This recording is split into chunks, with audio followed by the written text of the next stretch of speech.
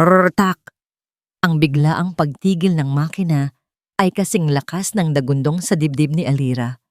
Napuno ng nakabibinging katahimikan ang maliit na kwarto na binasag lamang ng mahinang tunog ng sirang pyesa na gumulong sa sahig na semento.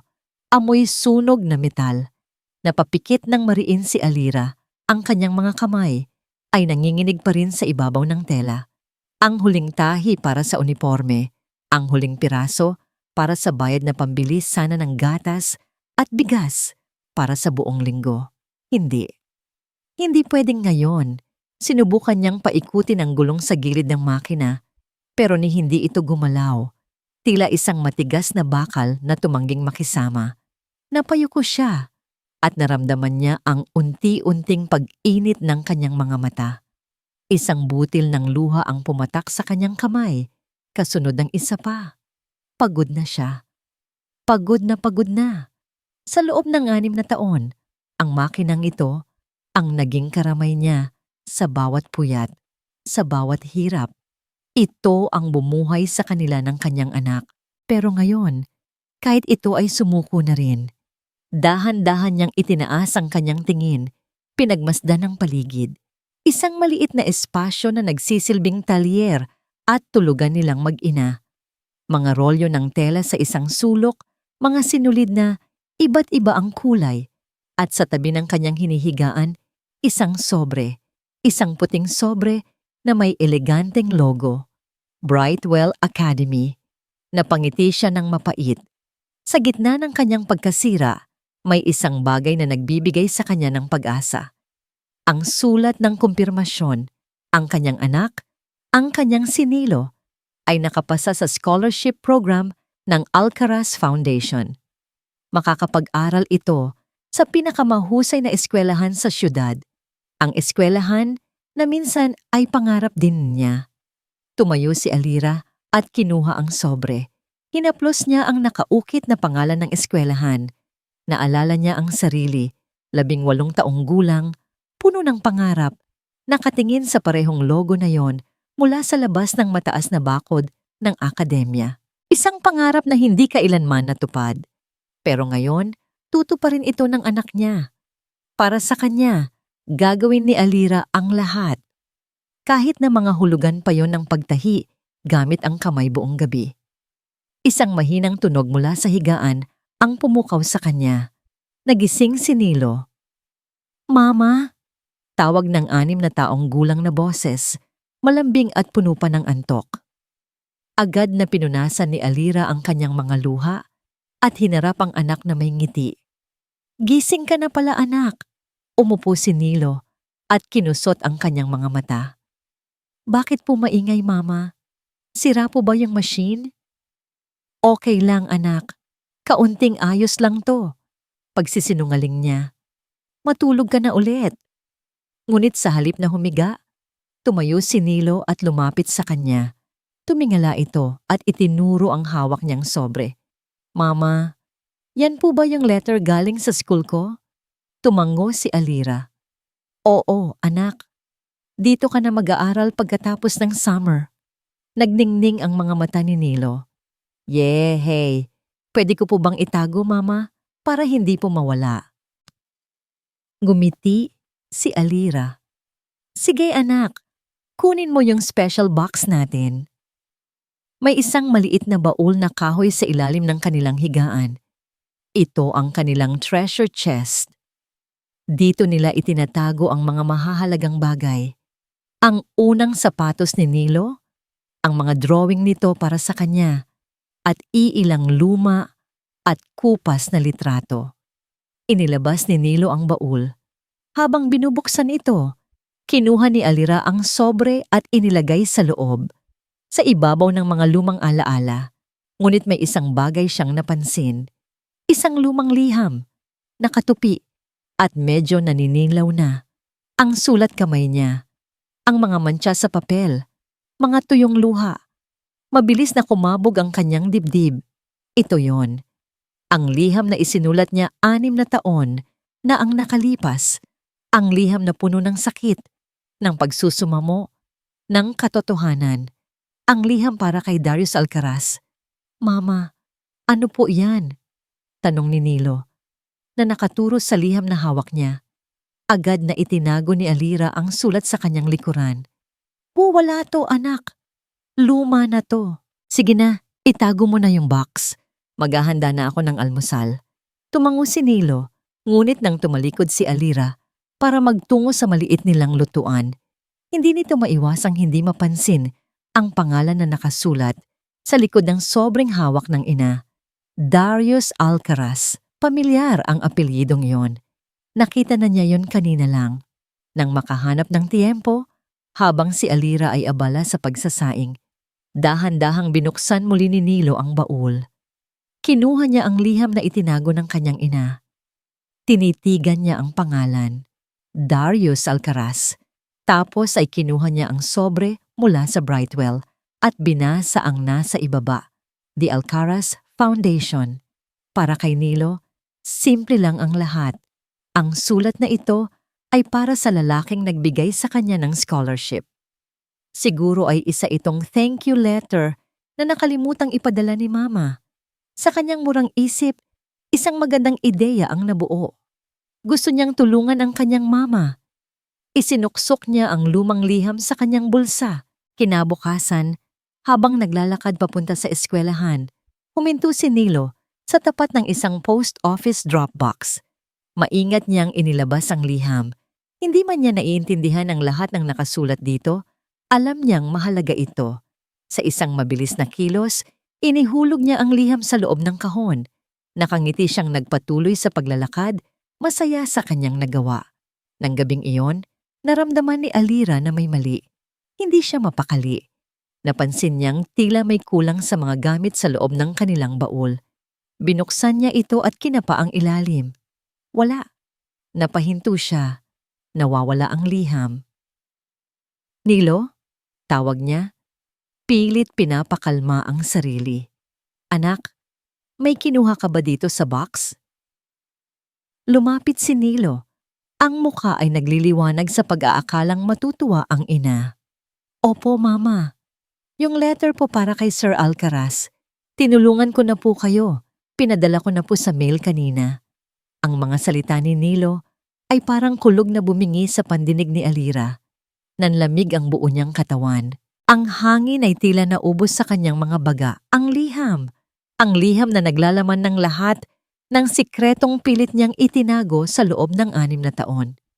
Ang katotohanan tungkol sa pagkatao ni Nilo. Napaupo siya sa sahig, nanginginig. Huli na. Huli na ang lahat. Biglang tumunog ang kanyang mumurahing cellphone.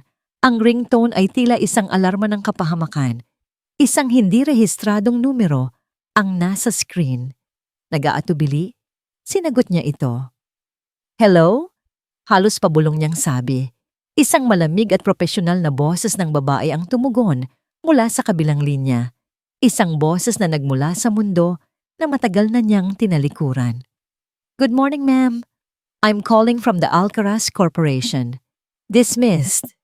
Ang isang salitang yon, binitawan sa isang boses na kasing lamig ng hangin sa loob ng conference room ay sapat na para magsitayuan ang lahat ng nasa loob. Walang nag-atubiling magligpit ng kanilang mga laptop at folder. Walang nagtangkang magsalita. Sa mundo ni Darius Alcaraz, ang oras ay pera. At hindi niya ito sinasayang sa mga walang kwentang bagay. Pinanood niya silang mag-alisan. Ang kanyang mukha ay isang blangkong maskara. Isa na namang multi-million deal ang nasara. Isa na namang tagumpay para sa Alcaraz Corporation. Dapat ay masaya siya, pero wala siyang maramdaman.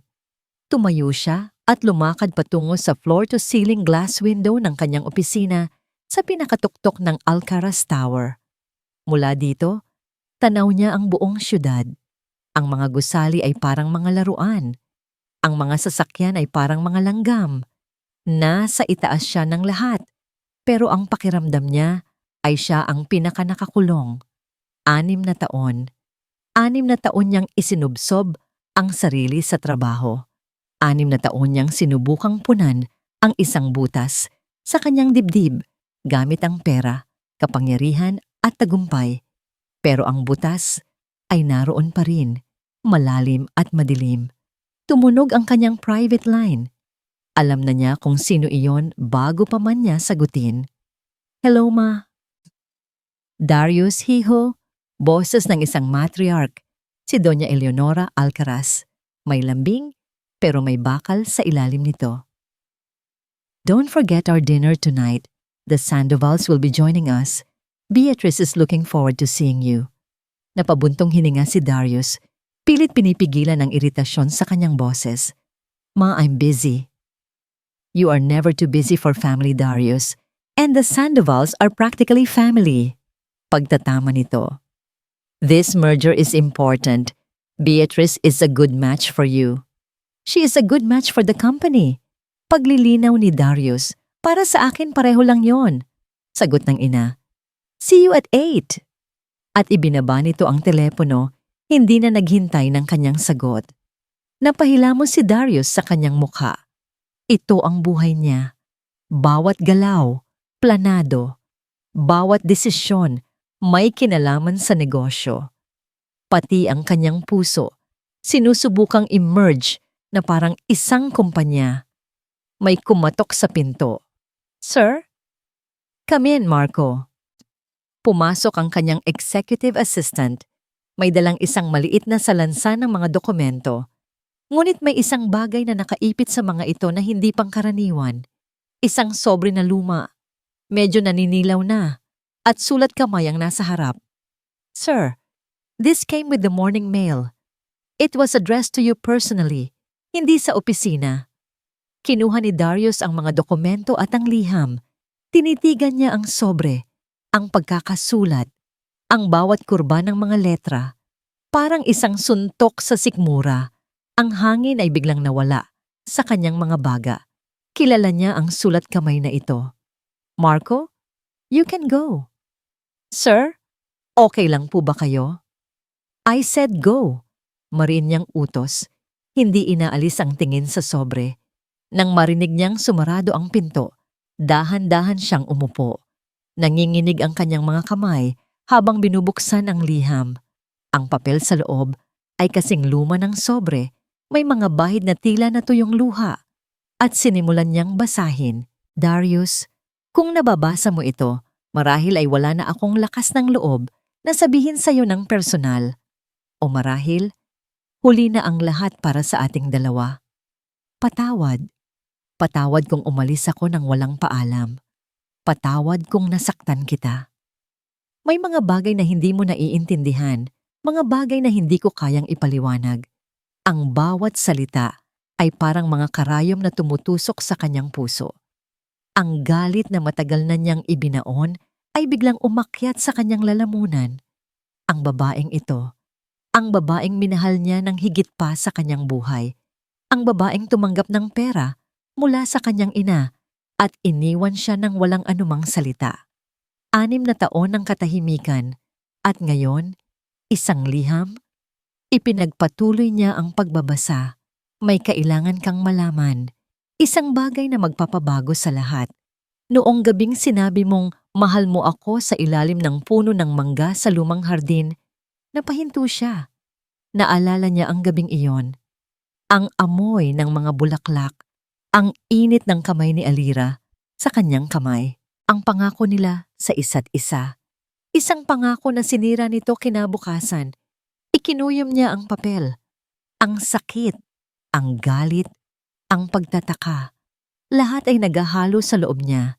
Bakit ngayon? Bakit ngayon pa siya nagparamdam? Anong kailangan niya? Pera? Pero habang binabasa niya ulit ang mga salita, may ibang emosyon na lumitaw. Isang emosyon na pilit niyang nilalabanan. Pangungulila. Ang alaala ng kanyang tawa. Ang paraan ng pagningning ng kanyang mga mata kapag nakikita siya. Ang Alira na kilala niya bago ang lahat ay gumuho. Tinapos niya ang liham. Ang huling mga salita ay halos hindi na mabasa dahil sa mga mantsa.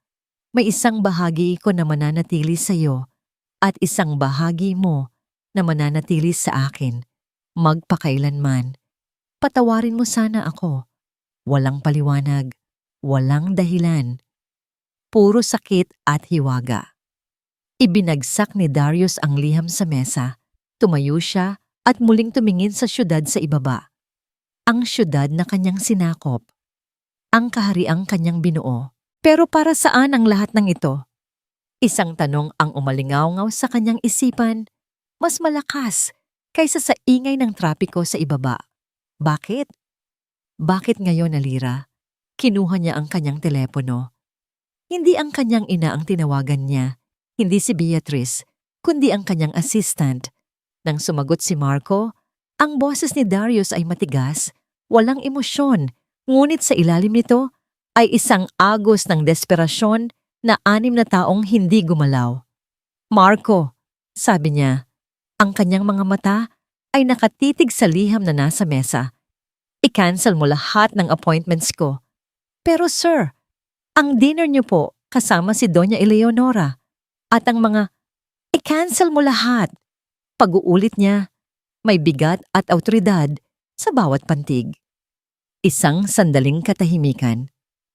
Hanapin mo siya, ang babaeng nagpadala ng sulat na to.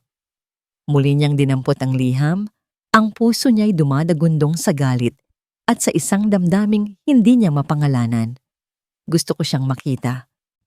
Ang bawat hakbang ni Alira papasok sa The Gilded Cup Cafe ay parang pagtapak sa mga nagbabagang ulingi. Ang suot niyang bestida, ang pinakamaganda niyang damit na ilang beses na niyang isinuot sa binyag at kasal, ay tila isang basahan kumpara sa mga suot ng mga taong naririto. Ang mahinang tunog ng mga kubyerto sa mga mamahaling plato, ang amoy ng kape na mas mahal pa sa isang araw niyang kita, ang mga tingin ng mga taong tila alam na hindi siya kabilang dito. Lahat ay sumisigaw sa kanya. Anong ginagawa mo dito? Pinagpapawisan ang mga palad ni Alira sa ilalim ng mesa. Pinili niya ang pinakasulok na pwesto, umaasang hindi siya masyadong mapapansin. Bakit siya pumayag? Dapat ay ibinaba na lang niya ang telepono. Dapat ay sinabi niyang nagkamali lang sila ng numero. Pero may isang bahagi sa kanya na gustong malaman ang dahilan. Bakit siya hinanap ni Darius pagkatapos ng 6 na taon ng pananahimik? Isang anino ang tumabon sa kanyang mesa. Napatingala siya at ang kanyang hininga ay tila ninakaw. Nakatayo sa harap niya si Darius Alcaraz. Hindi na siya ang binatang nakilala niya. Ang kanyang buhok ay mas maikli at mas maayos. Ang kanyang mga balikat ay mas malapad sa loob ng isang mamahaling business suit. May isang relo sa kanyang pulso na malamang ay kayang bumuhay sa kanila ni Nilo sa loob ng 1 taon. Ang nangiti na minsan niyang minahal ay wala na. Napalitan ito ng isang matigas na linya sa kanyang mga labi. At ang kanyang mga mata, ang mga matang dati puno ng init at pagsinta, ay ngayoy malamig, mapanuri, at may bahid ng galit. Alira, sabi niya. Ang kanyang pangalan ay parang isang dayuhang salita sa bibig nito. Darius.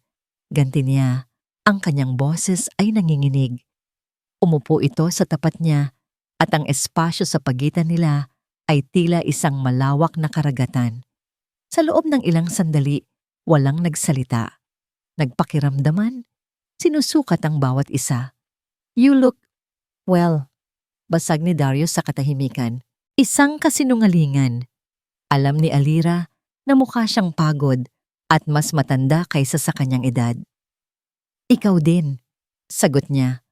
Mukhang maganda ang naging epekto sa iyo ng 6 na taon. May pait sa kanyang tono na hindi niya napigilan. Isang matalim na ngiti ang sumilay sa labi ni Darius. Success has its perks. Isang bagay na natutunan mo rin siguro, hindi ba? Naramdaman ni Alira ang kirot. Ang akusasyon. Hindi ako pumunta dito para makipagtalo, Darius. Kung gayon, bakit? Tanong nito. Ang boses ay direkta at walang paligoy-ligoy. Inilapag nito sa mesa ang isang pamilyar na sobre. Ang liham. Bakit ngayon pa, Alira? Kulang pa ba ang ibinigay sa'yo ni Mama noon? Para siyang sinampal. Wala kang alam, mahina niyang sabi. Aksidente lang yan. Hindi dapat napadala yan. Aksidente? Tumawa si Darius. Isang tawang walang saya. 6 na taon kang nanahimik, 6 na taon, Alira. At ngayon, isang aksidente ang magbabalik sa'yo. Anong gusto mo? Pera? Sabihin mo lang ang presyo mo. Hindi na napigilan ni Alira ang mga luha. Isa-isang pumatak ang mga ito sa kanyang pisngi. Umalis ka na lang kung yan din lang ang sasabihin mo. Tinitigan siya ni Darius. At sa isang saglit, nakita ni Alira ang isang kislap ng dating Darius sa mga mata nito. Isang kislap ng pagkalito at sakit. Bubuka na sana ulit ang bibig nito nang isang masayang sigaw ang pumunit sa tensyon sa pagitan ng umpa nila. Mama! Sabay silang napalingon. Papalapit sa kanila si Nilo. Tumatakbo mula sa entrance ng cafe. Hawak-hawak ang kamay ng matandang kapitbahay ni Alira na pinakiusapan niyang magbantay dito. Nilo, gulat na sabi ni Alira. Sorry, Iha, sabi ng matanda. Ayaw talaga magpaiwan. Gusto ka raw sorpresahin. Ngunit hindi na narinig ni Alira ang sinabi ng kapitbahay. Ang kanyang mga mata ay nakatuon kay Darius. Nakatitig ito kay Nilo. Ang maskara ng pagiging CEO, ang galit, ang pait. Lahat ay naglaho. Napalitan ito ng purong pagkabigla. Ang kanyang bibig ay bahagyang nakabukas. Ang kanyang mga mata ay hindi kumukurap. Pinanood niya habang tumatakbo si Nilo at yumakap ng mahigpit sa mga binti ni Alira. Pinanood niya ang bata habang tumitingala ito. Ang mga mata nito ay kating singkit ng sa kanya. Ang ngiti nito ay parang salamin ng sarili niyang nangiti noong bata pa siya. Napatingin si Darius mula kay Nilo, pabalik kay Alira. Ang tanong ay nabuo sa kanyang mga mata bago pa man ito lumabas sa kanyang bibig. Ang lahat ng piraso ng puzzle, ang petsa sa liham, ang biglaang pag-alis ni Alira, ang batang ito na nasa 6 na taong gulang, lahat ay bumagsak sa tamang lugar sa isang nakabibinging paraan. Ang katahimikan ay mabigat. Halos hindi makahinga si Alira. Nawala ang CEO, nawala ang estranghero. Ang nasa harap niya ngayon ay si Darius lang. At ang kanyang boses, nang sa wakas ay nagsalita siya, ay hindi na malamig o galit. Ito'y mahina, nanginginig, at puno ng bigat ng 6 na taong ninakaw sa kanila. Tumingin ito ng diretso sa kanyang mga mata. Isang pohas na tanong na babago sa kanilang mga buhay magpakailanman. Sino ang ama niya, Alira? Hindi nasagot ang tanong. Sa halip, ang nakita ni Darius ay purong takot sa mga mata ni Alira. Isang saglit para itong isang hayop na nasukol. Walang salita. Mabilis niyang hinawakan ng kamay ni Nilo. Nagmamadaling nagpaalam sa matandang kasama nito at halos takbuhin ang pag-alis sa cafe. Naiwan si Darius na mag-isa sa mesa. Ang tanong niya ay, nakabitin pa rin sa hangin kasama ng amoy ng mamahaling kape. Sino ang ama niya, Alira? Ang tanong na yon ay umalingaw-ngaw sa kanyang isipan habang pabalik siya sa opisina. Umalingaw-ngaw ito sa gitna ng isang mahalagang board meeting. Nakatitig siya sa mga chart at graphs ng quarterly report, pero ang tanging nakikita niya ay ang mukha ng isang batang lalaki. Ang mga mata, ang ilong, ang paraan ng pagngiti nito. Sir Alcaraz? Napapitlag si Darius, bumalik sa realidad. Ang lahat ng miyembro ng board ay nakatingin sa kanya. Naghihintay. Anong palagay ninyo sa proposed budget, sir? Tiningnan niya ang presentasyon. Wala siyang maintindihan. What about the marketing returns? Tanong niya. Isang bagay na walang kinalaman sa usapan. Nagkatinginan ang mga tao sa kwarto. Si Marco, ang kanyang assistant, ay banayad na umubo para makuha ang kanyang atensyon.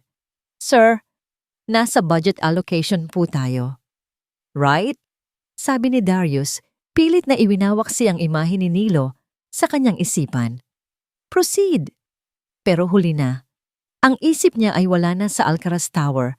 Naiwan ito sa cafe, kasama ng isang babaeng puno ng sekreto at isang batang may pamilyar na ngiti. Hindi siya nakatulog ng gabing iyon. Pabalik-balik siya sa kanyang malawak na silid. Ang liham ni Alira ay nasa kanyang kamay. Ang mga salita ay tila may bagong kahulugan ngayon. Isang bahagi mo na mananatili sa akin. Kailangan niyang malaman ang totoo. Kinabukasan, sa halip na dumiretso sa opisina, itinuro niya sa kanyang driver ang isang ibang direksyon. Sa Brightwell Academy tayo. Ang Brightwell Academy ay kasing enggrande pa rin ng naaalala niya. Mataas ang mga pader, malawak ang hardin, at ang mga gusali ay tila mga palasyo. Isang mundo na malayo sa mundong pinanggalingan ni Alira. Ginamit niya ang Alcaraz Foundation bilang kanyang dahilan. "I'm here to personally check on our scholars," sabi niya sa headmistress, isang matandang babae na may mahigpit na ngiti. "Gusto kong siguraduhin na maayos ang kanilang pag-adjust." "Of course, Mr. Alcaraz. Isang malaking karangalan," sagot nito, halatang nasisilaw sa kanyang presensya. Habang naglalakad sila sa pasilyo, ang puso ni Darius ay dumadagundong na parang tambol. Bawat batang makasalubong niya ay tinititigan niya. Hanggang sa marating nila ang playground, at doon nakita niya ito. Nakikipaghabulan si Nilo sa ibang mga bata. Ang tawa nito ay malakas at walang palamuti. Isang tunog na tila musika sa pandinig ni Darius. Tumigil ito para itali ang sintas ng sapatos, at sa pagyuko nito, nakita ni Darius ang isang maliit na nunal sa batok nito. Isang nunal na nasa eksaktong lugar tulad ng sa kanya. Nanlamig ang mga kamay ni Darius. Huminto ang kanyang paghinga.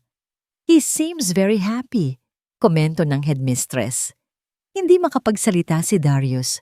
Nagpatuloy siya sa panonood. Isang pakiramdam ng pagmamay-ari at pangungulila ang sabay na bumalot sa kanya. Para siyang nanonood ng isang pelikula tungkol sa sarili niyang nakaraan. "He's a very bright child, Mr. Alcaraz. Matalino at magalang," sabi ng isang guro na lumapit sa kanila. Ito na ang pagkakataon niya. Humarap si Darius sa guro. Ipinakita ang kanyang pinaka-charming na ngiti.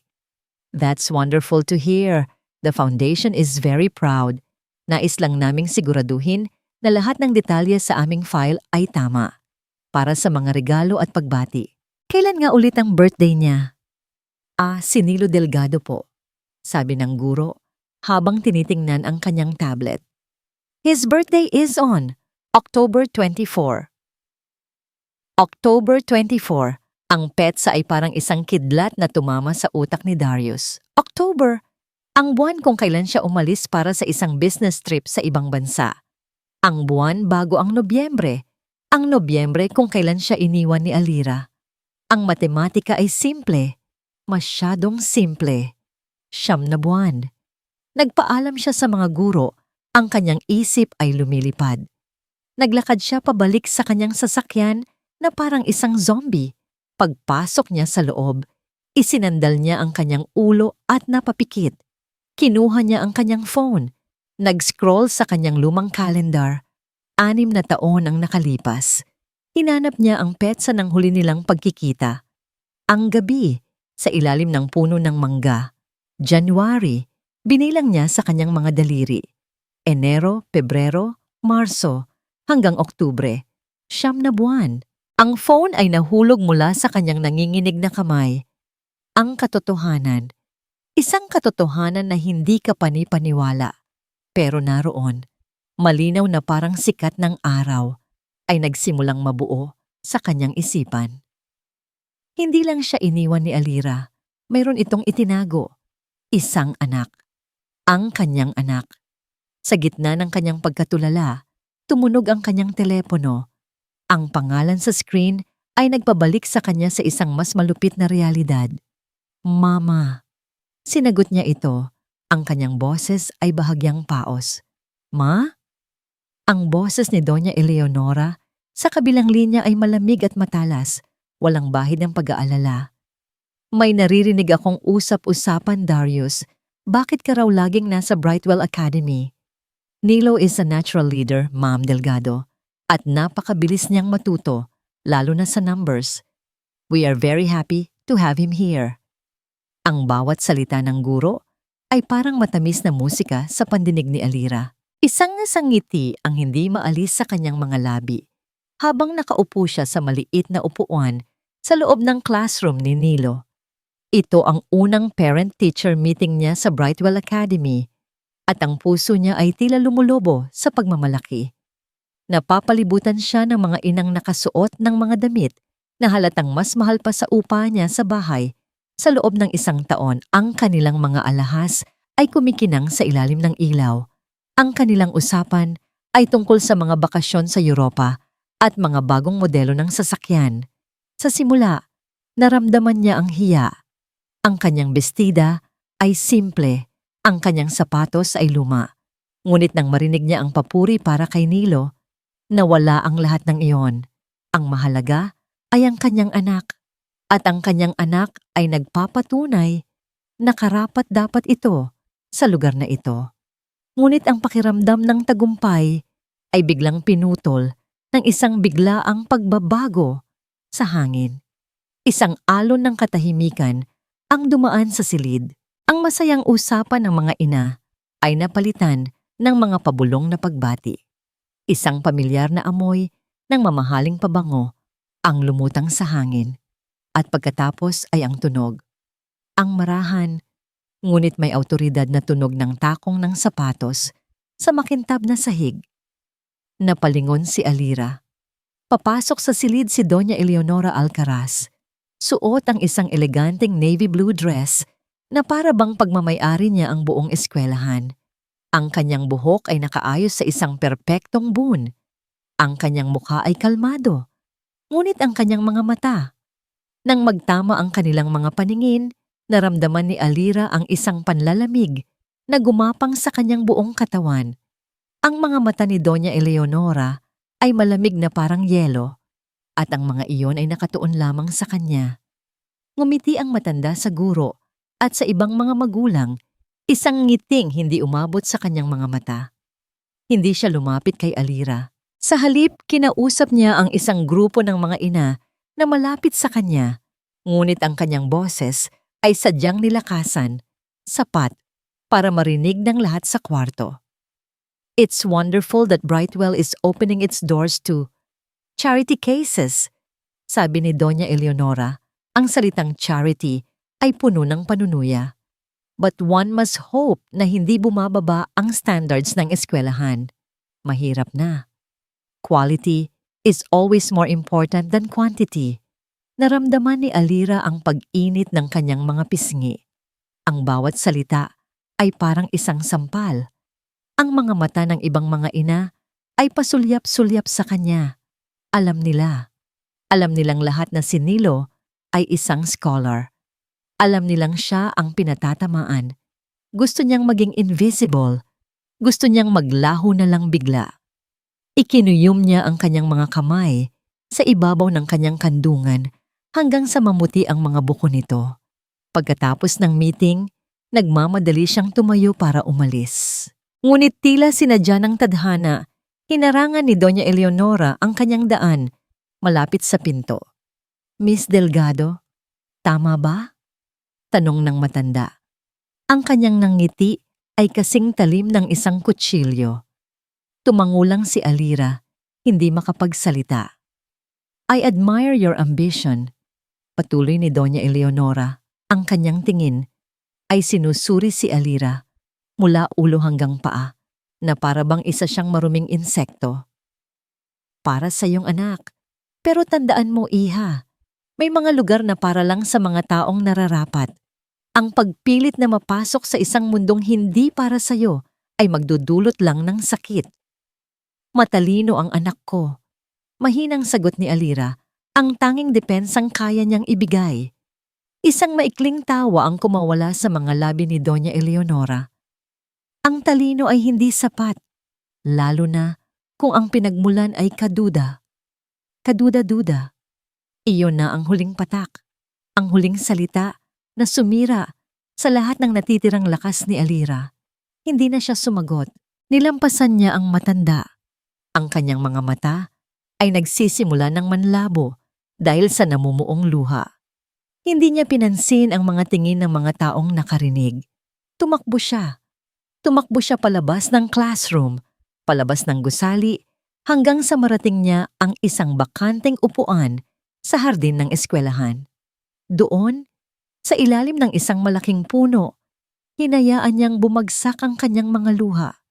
Ang pagmamalaki na naramdaman niya kanina ay naging abo. Napalitan ito ng isang malalim na hiya at galit. Hiya para sa kanyang sarili at galit sa kawalan ng katarungan sa mundo. Bakit kailangang maging ganito kahirap? Ang gusto lang naman niya ay isang magandang kinabukasan para kay Nilo. Kasalanan ba iyon? Sa gitna ng kanyang pag-iyak, naramdaman niyang nag-vibrate ang kanyang cellphone sa loob ng kanyang bulsa. Nanginginig ang mga kamay na kinuha niya ito. Iniisip na baka ang kapitbahay niya na ang tumatawag. Ngunit hindi. Isang text message mula sa isang hindi pamilyar na numero. Binuksan niya ito. Ang kanyang puso ay huminto sa pagtibok. Mula kay Darius, "Pwede ba tayong mag-usap?" Tungkol kay Nilo. Ang Alcaraz Mansion ay isang palasyo ng katahimikan. Ang bawat sulok ay sumisigaw ng yaman at kapangyarihan. Ngunit para kay Darius ngayong gabi, ito ay isang kulungan. At ang reyna ng kulungang ito ay naghihintay sa kanya sa sala. Natagpuan niya si Doña Eleonora na nagbabasa ng isang libro, isang baso ng red wine sa tabi nito. Tinaas nito ang kanyang tingin nang maramdaman siya. Ang kanyang mukha ay kalmado, na para bang wala siyang ginawang masama. "Darius," sabi nito, "maaga ka yata." "Bakit mo ginawa yon, Ma?" Tanong ni Darius, walang paligoy-ligoy. Ang kanyang boses ay mababa at puno ng pinipigilang galit. Ibinalik ni Doña Eleonora ang tingin sa libro. "Ang alinhiho, ang paalalahanan kang may hapunan tayo kasama ang mga Sandoval? Alam mo ang tinutukoy ko," giit ni Darius lumalapit. "Ang ginawa mo sa Brightwell, ang ginawa mo kay Alira." Di isinara ng matanda ang libro nang may marahang kalabog. Hinarap siya nito, ang mukha ay nagpapakita ng pagkagulat. "Hindi kita maintindihan. I was merely making conversation with the other parents. Ipinagmamalaki ko pa nga ang foundation. Masyado sigurong sensitibo ang kaibigan mo." Ang paraan ng pagbigkas nito sa salitang kaibigan ay puno ng lason. "Huwag tayong maglokohan, Ma. Kilala kita," sabi ni Darius. "Sinadya mo yon. Sinadya mong ipahiya siya." Isang buntong hininga ang pinakawalan ni Doña Eleonora. Tumayo ito at lumapit sa kanya. Hinawakan ang kanyang braso na parang isang nag-aalalang ina. "Darius, anak, ginagawa ko lang ito para sa'yo. Naririnig ko ang mga bulong-bulungan. Ang CEO ng Alcaraz Corporation ay laging nakikita sa isang elementary school. Nakikipagkita sa isang babaeng hindi natin kauri. Ano na lang ang sasabihin ng mga tao, ng mga business partners natin? Wala akong pakialam sa sasabihin nila," halos isigaw ni Darius. "Pero ako, may pakialam ako." Ganti ng ina. Ang boses ay tumaas na rin. "Ako ang nagbuo ng pangalang ito. Hindi ko hahayaang sirain mo ang lahat dahil lang sa isang pagkakamali ng kahapon." Natigilan si Darius. "Pagkakamali?" Kumambyo agad ang tono ni Doña Eleonora. Bumalik sa pagiging malumanay.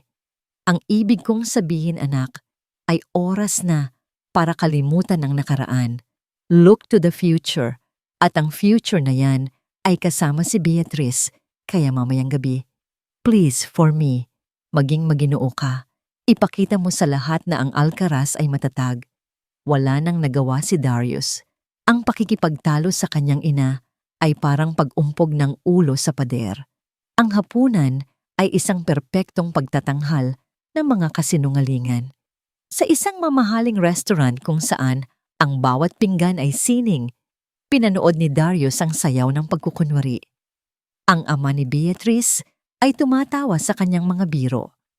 Ang kanyang ina ay ngumingiti na parang ang lahat ay perpekto. At si Beatrice ay ginagawa ang lahat para makuha ang kanyang atensyon. Ang kanyang kamay ay aksidenteng dumadapo sa braso ni Darius. Ang kanyang tawa ay masyadong malakas.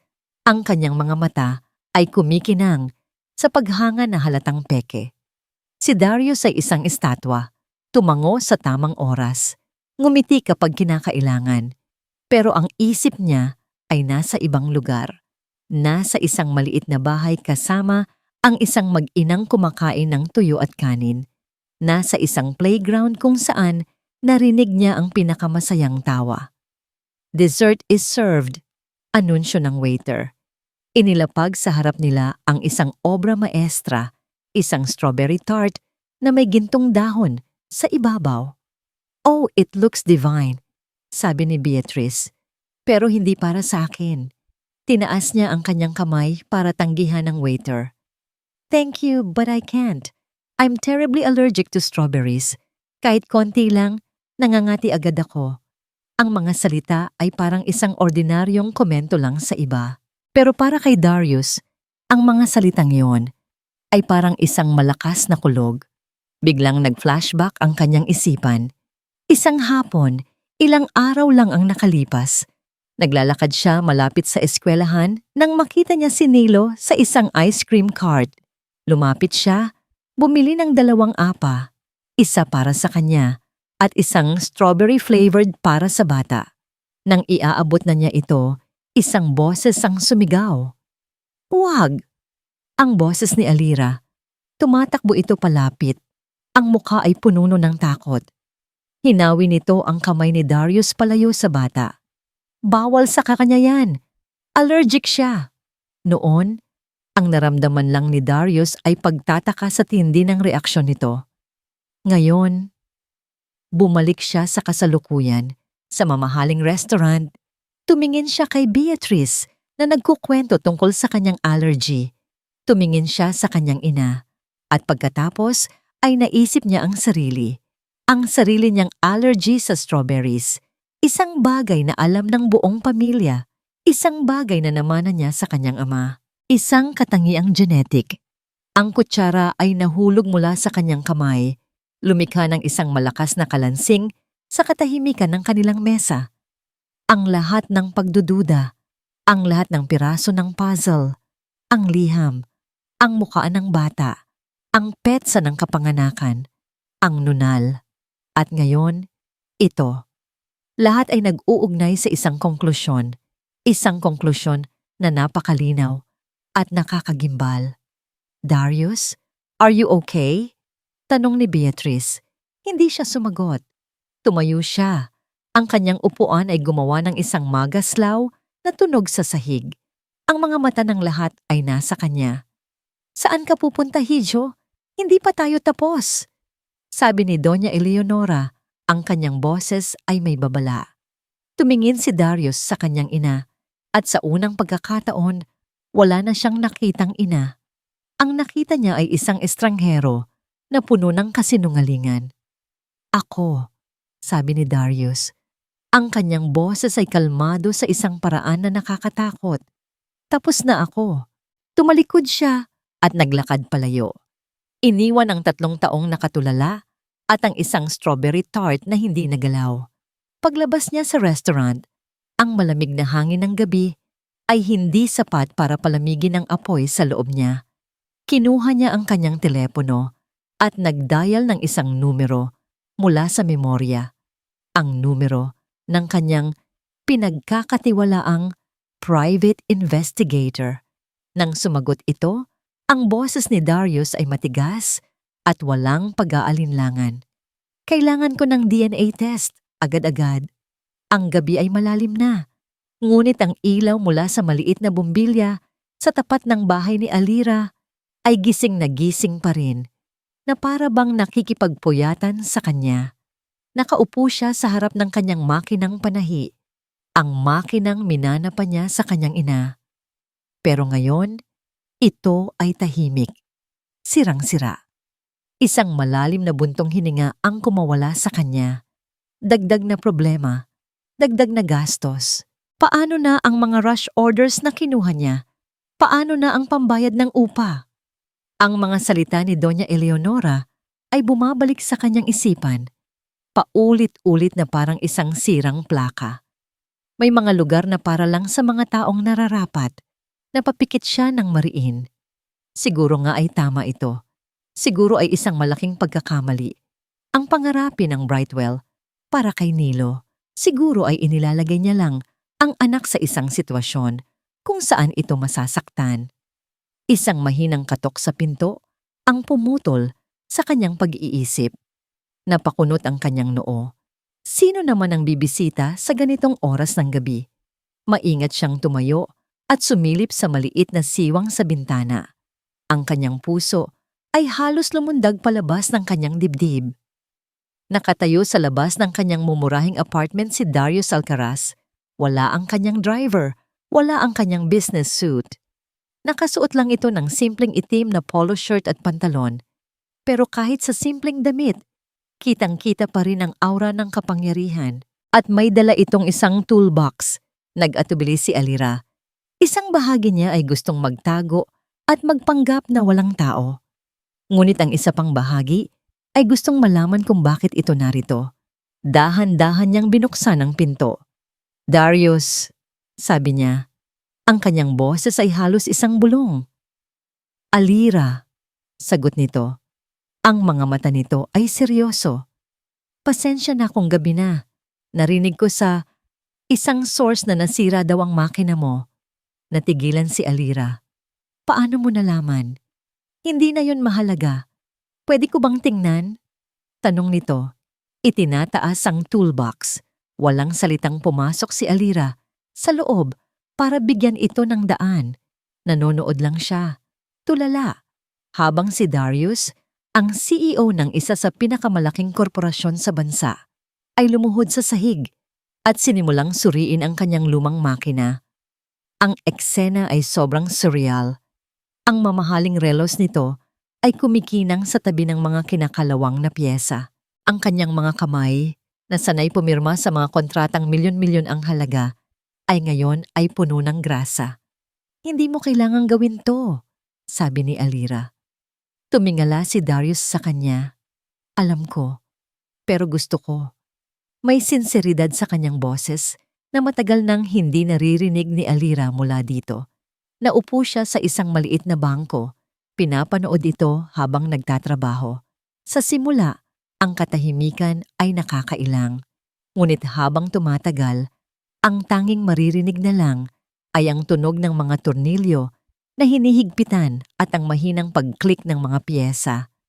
Ang katahimikan ay naging komportable. Pasensya na sa ginawa ng mama, biglang sabi ni Darius, hindi inaalis ang tingin sa makina. Natigilan si Alira. Nakarating sa'yo. Oo, at wala akong ibang masabi kundi sorry. Hindi ka dapat tratuhin ng ganoon. Walang sino man ang dapat. Isang mainit na pakiramdam ang gumapang sa dibdib ni Alira. Ito ang unang pagkakataon sa loob ng 6 na taon na may kumampi sa kanya. Okay lang, mahina niyang sabi. Sanay na ako. Huminto si Darius sa kanyang ginagawa. Tumingin ito ng diretso sa kanya. Ang mga mata ay puno ng isang emosyon na hindi mabasa ni Alira. Hindi ka dapat masanay. Ilang sandali pa, tumayo si Darius at pinunasan ang kanyang mga kamay. Subukan mo. Umupo si Alira sa harap ng makina. Nag-aalangan, tinapakan niya ang pedal. Ang makina ay umandar ng maayos. Ang tunog nito ay pamilyar at nakakagaan ng loob. Parang musika. Napatingin siya kay Darius, isang totoong nangiti ang sumilay sa kanyang mga labi sa unang pagkakataon sa buong araw. Salamat. Walang anuman. Sagot nito. Ngumiti rin. Sa ngiting iyon, nakita ni Alira ang isang sulyap ng dating Darius, ang binatang minahal niya, bago pa sila sinira ng pera at ng mga pamilya nila. Gutom ka ba? Bigla niyang tanong. May natira pa akong adobo. Nagulat si Darius sa alok, pero tumango ito. Kumain sila sa maliit na mesa. Isang CEO at isang mananahi. Kumakain ng adobong manok at kanin. Nagkwentuhan sila. Hindi tungkol sa nakaraan, Hindi tungkol sa mga problema, kundi tungkol sa mga simpleng bagay, tungkol sa paboritong pagkain ni Nilo, tungkol sa isang nakakatawang pelikula. Sa gabing iyon, sa maliit na espasyo ng kanyang apartment, ang mga pader na binuo ni Alira sa paligid ng kanyang puso ay nagsimulang gumuho kahit kaunti. Nang matapos silang kumain, tumayo na si Darius para umalis. Hinatid siya ni Alira sa pinto. Salamat ulit, Darius, para sa lahat. Huminto si Darius sa may pintuan. Ang kanyang likod ay nakaharap sa kanya. Hindi ako humihingi ng kapalit, Alira, pero may isa lang akong gustong sabihin. Humarap ito, at ang gaan ng kanilang pag-uusap kanina ay napalitan ng isang matinding sinseridad. Ang kanyang mga mata ay tila nakikita ang kaluluwa ni Alira. Alira, sabi nito, ang boses ay mababa at puno ng pangako. Ano man ang mangyari, hindi ko nahahayaang may manakit sa inyo ni Nilo. At sa mga salitang iyon, ang puso ni Alira, na matagal nang natutulog at manhid, ay biglang tumibok ng malakas. Isang tibok ng takot at isang tibok ng pag-asa. Ang pag-asang itinanim ni Darius sa puso ni Alira ay parang isang maliit na kandila sa gitna ng kadiliman. Nagbigay ito ng kaunting init, kaunting liwanag. Ngunit sa isang iglap, ang kandilang iyon ay hinipan at pinatay. Kinabukasan, habang abala si Alira sa pagtatapos ng kanyang mga order gamit ang bagong ayos na makina, isang itim at makintab na sasakyan ang huminto sa tapat ng kanyang apartment. Hindi ito ang sasakyan ni Darius. Ito ay mas formal, mas matanda, at mas nakakatakot. Bumukas ang pinto sa likuran at bumaba si Doña Eleonora Alcaraz. Naramdaman ni Alira ang panlalamig ng kanyang sikmura. Mabilis niyang isinara ang pinto, ngunit huli na. Ang matanda ay nasa tapat na niya at ang mukha nito ay hindi nagpapakita ng anumang emosyon. Pwede ba tayong mag-usap? Sabi nito. Hindi ito isang tanong, kundi isang utos. Pumasok si Doña Eleonora sa loob nang hindi naghihintay ng paanyaya. Inilibot nito ang tingin sa maliit at masikip na espasyo. Ang kanyang ilong ay bahagyang nakataas na, para bang may naamoy siyang masama. Umupo ka, iha, sabi nito. Umuupo sa nag-iisang silyang disenteng tingnan. Si Alira, sa sarili niyang pamamahay. Ang siyang naiwang nakatayo. Walang paligoy-ligoy si Doña Eleonora. Kumuha ito ng isang brown envelope mula sa kanyang mamahaling bag at inilapag ito sa mesa. Alam kong may mga katanungan sa isip ng anak ko. Simula nito. Mga katanungan na marahil ay nasa isip mo rin. Kaya para matapos na ang lahat ng kalituhan, nagpasya akong tumulong. Nanginginig ang mga kamay na binuksan ni Alira ang envelope. Sa loob, may mga opisyal na dokumento mula sa isang kilalang laboratorio. Isang DNA test result. Ang mga salita ay teknikal at mahirap intindihin, ngunit ang konklusyon sa pinakaibaba ay malinaw na parang kristal. Nakasulat sa itim at puting letra. Probability of paternity. O percent? Conclusion. Darius Alcaraz is excluded as the biological father of the child, Nilo Delgado. Ang papel ay tila naging yelo sa mga kamay ni Alira. Ang mga letra ay nagsimulang lumabo. Ang tunog sa kanyang paligid ay humina. Pando, gulat ka ba? Tanong ni Doña Eleonora. Ang kanyang boses ay kalmado. Sa totoo lang, hindi na ako nagulat. Alam kong hindi gagawa ng ganyang klaseng pagkakamali ang anak ko. Pero Darius, he has a soft spot, lalo na para sa mga tulad mo. Hindi. Pabulong na, sabi ni Alira, umiiling. Hindi totoo yan. Ang papel ay hindi nagsisinungaling, iha, sabi ng matanda. Ngayon, may dalawa kang pagpipilian. Tumayo ito at lumapit sa kanya. Ang bawat hakbang ay mabigat. Una, maaari mong ipagpilitan ang iyong kasinungalingan. Maaari mong sabihin kay Darius ang tungkol sa batang ito. Ngunit tandaan mo, hawak ko ang patunay na nagsisinungaling ka. Gagamitin ko ang lahat ng kapangyarihan ko para sirain ka. Isasampa kita ng kaso para sa panloloko. Sisiguraduhin kong walang sino man ang tatanggap sa'yo sa kahit anong trabaho. At ang anak mo, huminto ito. Ang kanyang mga mata ay nanlilisik. Sisiguraduhin kong malalaman ng lahat sa Brightwell na ang ina niya ay isang manloloko at gold digger. Sa tingin mo, anong kinabukasan ang naghihintay sa kanya doon? Ang bawat salita ay isang punyal na direktang tumatama sa puso ni Alira.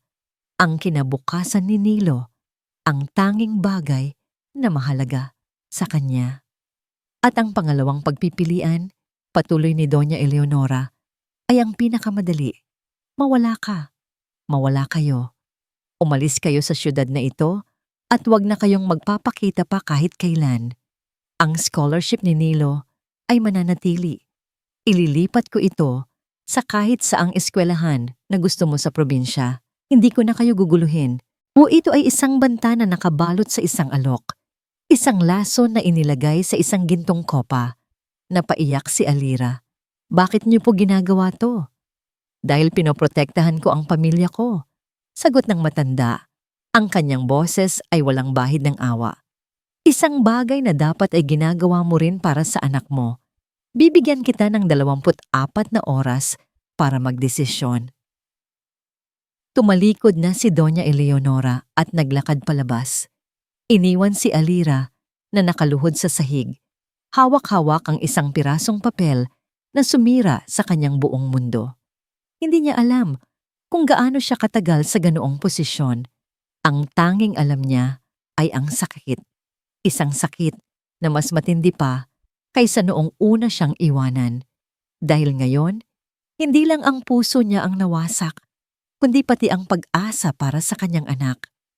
Pinaniwalaan niya ang isang kasinungalingan.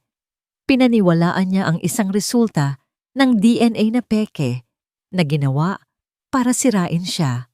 Ngunit sa kanyang estado ng kawalan ng pag-asa, hindi niya naisip iyon.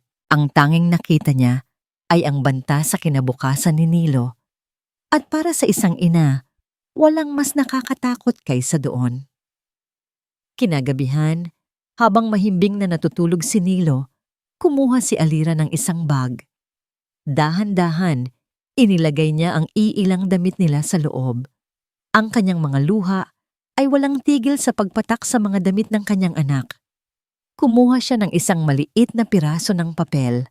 Nagsulat siya ng 2 salita, ang tanging mga salita na kaya niyang isulat. Pagkatapos, hinagkan niya ang kanyang natutulog na anak at ibinulong ang mga salitang puno ng sakit at pagmamahal. Patawarin mo si mama, anak, para sa'yo to. Kinaumagahan, puno ng pananabik, si Darius ay dumating sa opisina. Hawak niya ang isang selyadong sobre mula sa kanyang investigador. Ito na, ang sagot sa lahat. Bumilis ang tibok ng kanyang puso habang binubuksan ito. Ang kanyang mga mata ay mabilis na hinanap ang konklusyon. Probability of paternity 99%. Conclusion, Darius Alcaraz is practically proven as the biological father. Isang malawak na ngiti ang sumilay sa kanyang mga labi. Isang ngiti ng kaluwagan, ng saya, ng pagpapatunay. Anak niya. Anak niya si Nilo. Hindi na siya nagsayang ng oras. Kinuha niya ang susi ng kanyang sasakyan at halos takbuhin ang paglabas ng opisina. Kailangan niyang makita si Alira. Kailangan niyang sabihin dito ang totoo. Kailangan nilang ayusin ang lahat. Ang pagmamaneho niya papunta sa apartment ni Alira ay ang pinakamabilis sa buong buhay niya.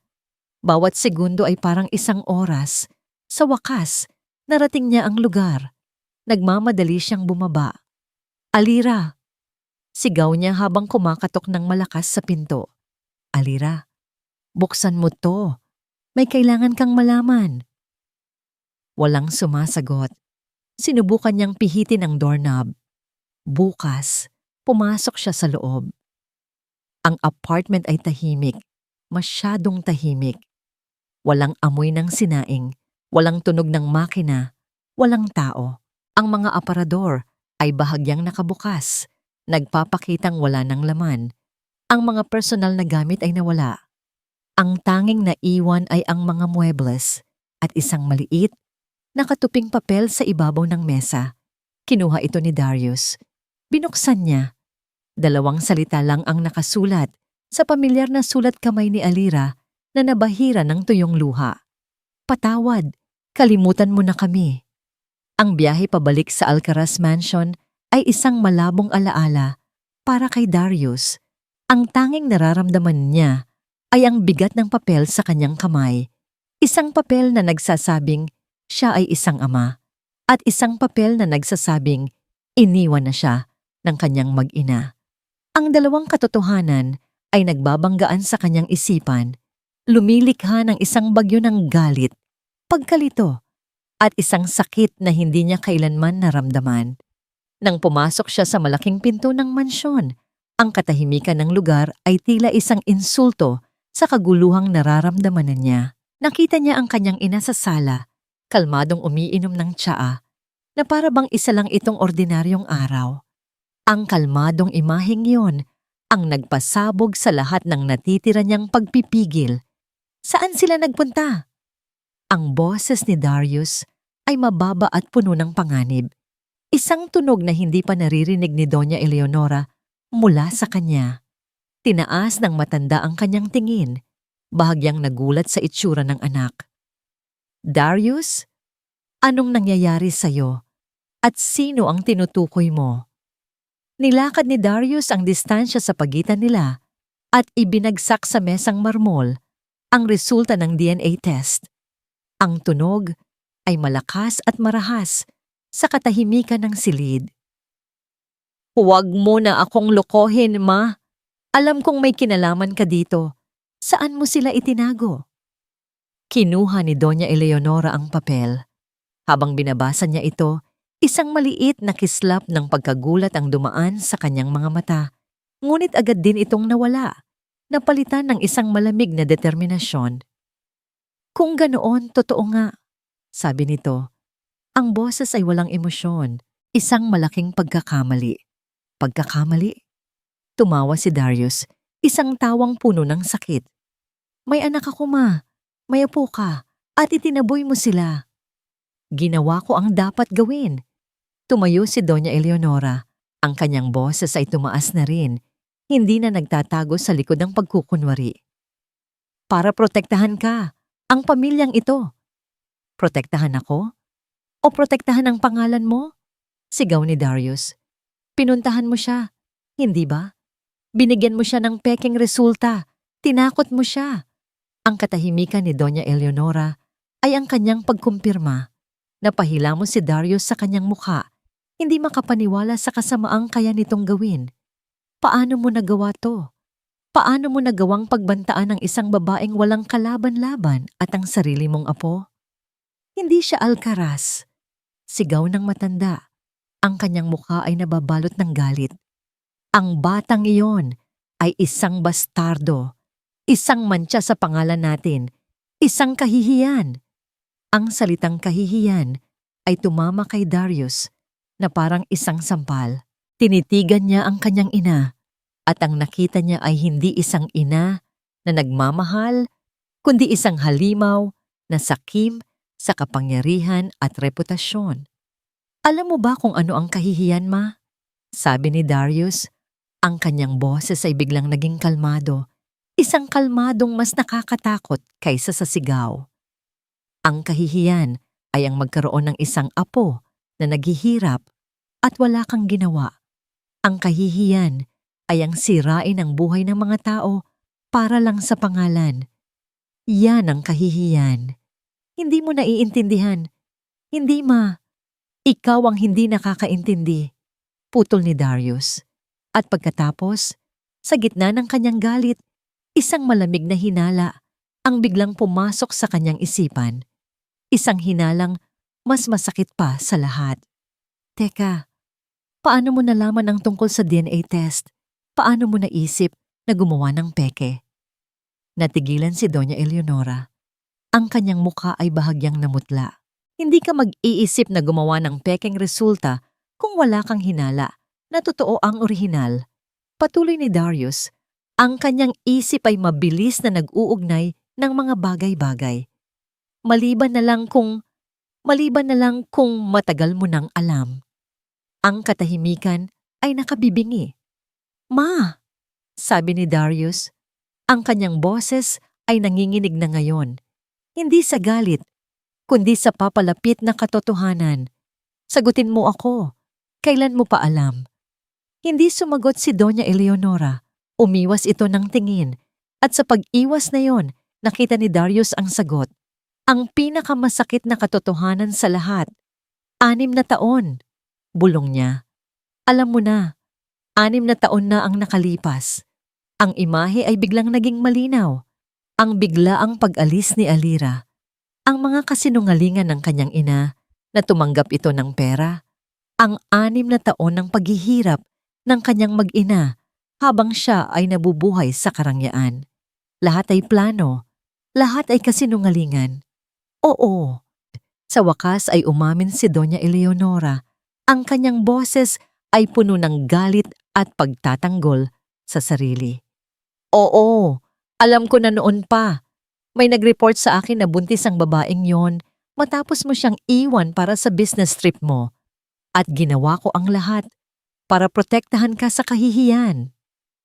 Ang pag-amin ay hindi na nakasakit kay Darius. Namanhid na siya. Ang pagmamahal at respeto niya para sa babaeng nasa harap niya ay naglaho na parang usok. Pinabayaan mo ang apo mo na maghirap sa loob ng 6 na taon. Sabi ni Darius, ang bawat salita ay parang isang hatol. Pinanood mo silang magdusa habang alam mo ang totoo. Tumingin siya sa paligid ng malawak na sala, sa mga mamahaling painting, sa mga antigong kasangkapan. Lahat ng ito ay biglang naging walang kwenta. Isang monumento ng mga kasinungalingan. Lahat ng ito, sabi niya, iginagala ang kanyang kamay. Ang kumpanya, ang pera, ang pangalan. Sa'yo na. Humarap siya at nagsimulang maglakad patungo sa pinto. Saan ka pupunta? Sigaw ni Doña Eleonora. May bahid ng panik sa kanyang boses sa unang pagkakataon. Darius, bumalik ka dito. Anak kita. Huminto si Darius sa may pintuan, ngunit hindi siya lumingon. Ang kanyang huling mga salita ay malamig, tiyak, at pinal. Wala na kayong anak, at lumabas siya ng pinto. Iniwan ang isang reynang nag-iisa sa kanyang gumuho na kaharian. Isinara niya ang pinto sa kanyang nakaraan, at sa unang pagkakataon sa kanyang buhay, handa na siyang hanapin ang kanyang tunay na pamilya. Ang bawat istasyon ng bus sa probinsya ay pare-pareho. Maalikabok, maingay, at puno ng mga taong may kanya-kanyang kwento ng pag-alis at pagbabalik. Para kay Alira, ito ang dulo ng linya. Dito, sa isang bayan na hindi niya kilala, susubukan niyang buuin muli ang kanilang nasirang buhay. Hawak niya ng mahigpit ang kamay ni Nilo habang naghihintay sila sa isang bangko. Ang dala nilang bag ay nasa kanilang paanan, naglalaman ng lahat ng pag-aari nila sa mundo. Mama, saan po tayo pupunta? Tanong ni Nilo. Ang kanyang boses ay nagpapakita ng pagod at pagkalito.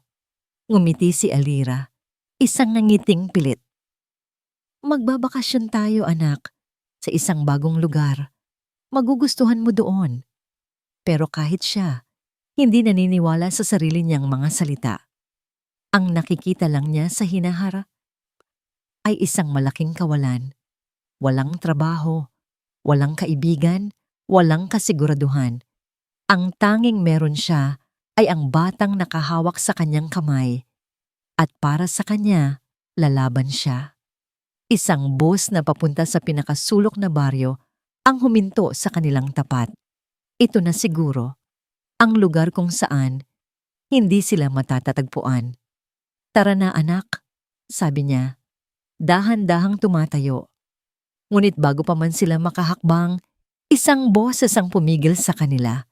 Isang boses na pamilyar, desperado, at humihingal. Alira. Napalingon siya at ang kanyang mundo ay tila huminto sa pag-ikot. Tumatakbo palapit sa kanila si Darius. Ang kanyang damit ay gusot, ang kanyang buhok ay magulo, ang kanyang mukha ay nagpapakita ng ilang araw na walang tulog. Ngunit ang kanyang mga mata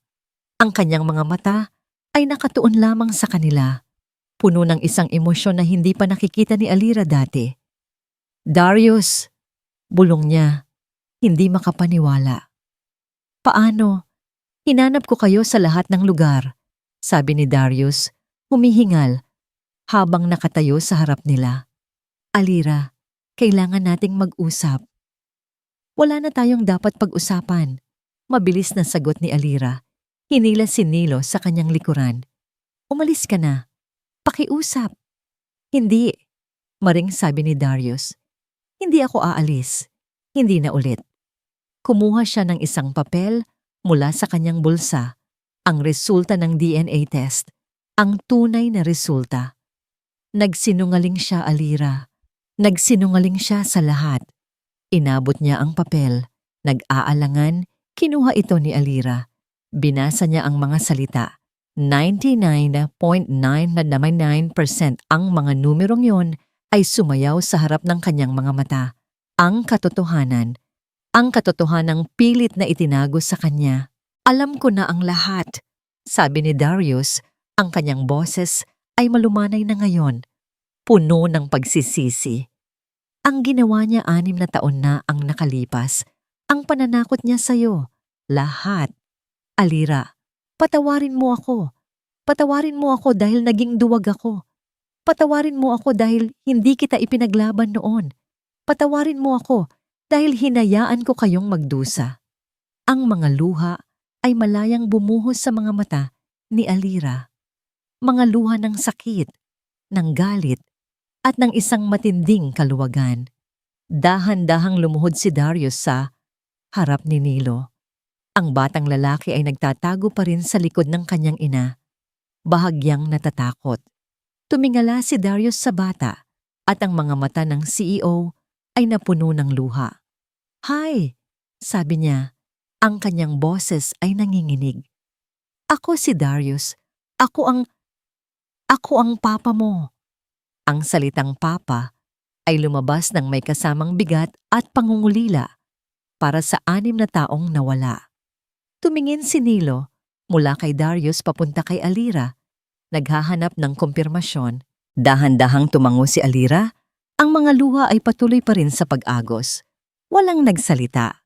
At sa katahimikan ng maalikabok na istasyon ng bus, ginawa ni Nilo ang isang bagay na hindi inaasahan. Dahan-dahan siyang humakbang palayo sa kanyang ina at lumapit kay Darius.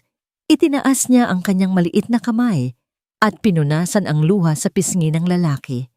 Ang simpleng kilos na yon ang bumasag sa lahat ng pader na natitira kay Darius. Niyakap niya ang bata nang mahigpit. Ang kanyang mga balikat ay nanginginig sa pag-iyak. Isang ama na sa wakas ay nayakap ang kanyang anak. Tumayo si Darius, karga-karga si Nilo. Humarap siya kay Alira. Umuwi na tayo, sabi niya. Hindi ito isang utos, isa itong pakiusap. Bumuo tayo ng sarili nating pamilya. Itama natin ang lahat ng pagkakamali. Tumingin si Alira sa mag-ama sa harap niya. Ang nawawalang piraso ng kanyang buhay. Ang pamilyang pinangarap niya. Tumango siya. At sa unang pagkakataon, sa loob ng napakatagal na panahon, ang kanyang ngiti ay totoo. Epilogue. Ilang buwan ang lumipas. Ang sikat ng araw sa umaga ay ginintuan. Sa harap ng malaking tarangkahan ng Brightwell Academy, isang pamilya ang nakatayo. Si Darius, suot ang isang simpleng polo, ay hawak ang kamay ni Nilo. Ang bata ay nakasuot na ng uniforme ng Brightwell. Ang kanyang bag ay mas malaki pa sa kanya. At sa tabi nila ay si Alira. Wala na ang luma at kupas na bestida. Nakasuot din siya ng uniforme, isang uniforme ng kolehiyo. Sa kanyang balikat ay nakasukbit ang isang bag na puno ng mga libro. Ready ka na ba, Mama? Tanong ni Nilo. Nakatingala sa kanya. Ngumiti si Alira, isang ngiting puno ng kumpiyansa at saya. Oo anak, ready na ako. Lumapit si Darius at hinagkan siya sa noo. Ang galing mo, mahal ko. Ang Alcaraz Foundation ay hindi kailanman nagkaroon ng mas mahusay na scholar. Salamat, sagot ni Alira. Ang kanyang mga mata ay nagningning. Sabay silang naglakad papasok. Isang batang mag-aaral na magsisimula ng kanyang paglalakbay. At isang ina na sa wakas ay tutuparin ang isang pangarap na matagal nang ipinagkait sa kanya. Huminto sila sa gitna ng hardin. Hinawakan ni Darius ang kamay ni Alira. Ito na ang simula. Mahal ko. Bulong niya. Ang simula ng lahat. Magkahawak kamay, tinanaw nilang tatlo ang kanilang kinabukasan. Isang kinabukasang binuo muli mula sa mga abo ng nakaraan, pinatatag ng pagpapatawad at pinagliwanag ng walang hanggang pag-ibig.